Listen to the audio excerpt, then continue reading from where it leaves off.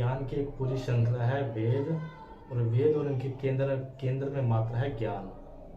किसी एक व्यक्ति द्वारा लिखी गई वो किताब नहीं है, किसी एक इंसान या इंसानों के एक समूह या दल या समुदाय या संप्रदाय या वो प्रतिनिधित्व नहीं करती। किसी एक व्यक्ति का नाम उससे जोड़ा नहीं जा सकता, क्योंकि व्यक्ति आए और चले गए।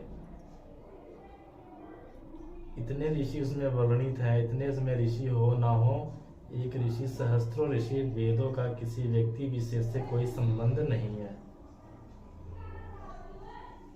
तो ज्ञान की एक पूरी परंपरा है, ज्ञान की पूजा करते हैं, इसलिए एक बड़े लंबे कालखंड में परसे हुए हैं वेद। वेद 4 हैं, ऋग्वेद, यजुर्वेद, सामवेद और अथर्ववेद।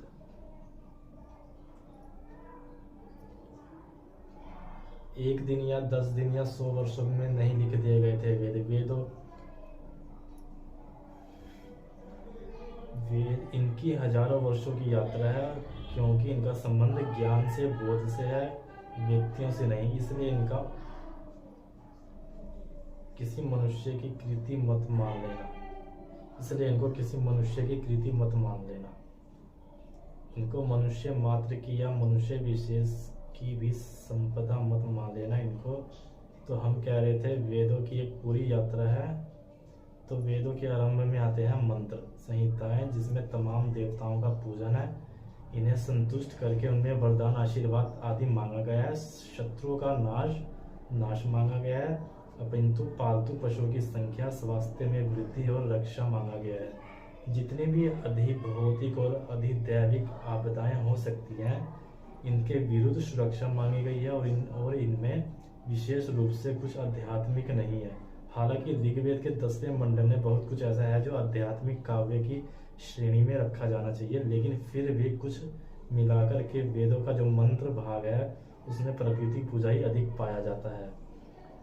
ये जो यात्रा है वेदों की, वो मंत्रों से आगे बढ़ती है। फिर ब्राह्मण आते हैं जो बताते हैं यज्ञ आदि में और तमाम तरह के अनुष्ठानों, कर्मकांडों में किस तरह से विधियों का और नियमों का पालन करना चाहिए। फिर आरण्यक आते हैं, आरण्यक आते फिर बात और गहरी लगती है।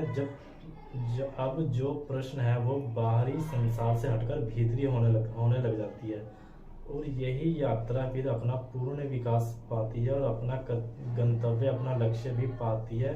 उपनिषदों में अब बात पूरी तरह से आंतरिक हो गई है, प्राकृतिक से कोई लेना देना नहीं है। शुरुआत प्रकृति से हुई थी। इंद्र से कुछ बात की जा सकती है, मारुत से कुछ पूछा जा सकता है, वरुण से, अग्नि से कुछ पूछा जा सकता है।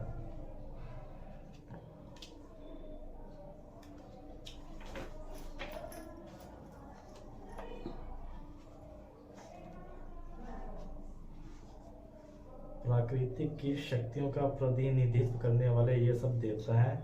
इनसे वरदान मांगा जा रहा है, इनसे संबोधित किया जा रहा है, और उपनिषदों तक आते आते ऋषि प्रकृति के प्रति बिल्कुल उदासीन हो जाते हैं, बल्कि यहाँ तक कह देते हैं कि सत्य तो प्राकृतिक से परे है।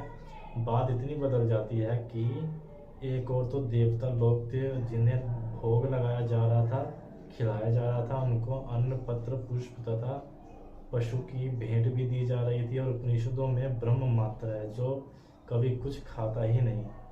मंत्रों में देवी देवता हैं जो सब साकार हैं, जिन्हें संतुष्ट किया जा सकता है, इनसे बात की जा सकती है। और उपनिषदों में ब्रह्म मात्र है जिसका कोई आकार नहीं है, जिसकी कोई इच्छा नहीं है, जिसका कोई संगी साथी नहीं है, जो अचिंत्य है, उससे बात क्या की जाएगी।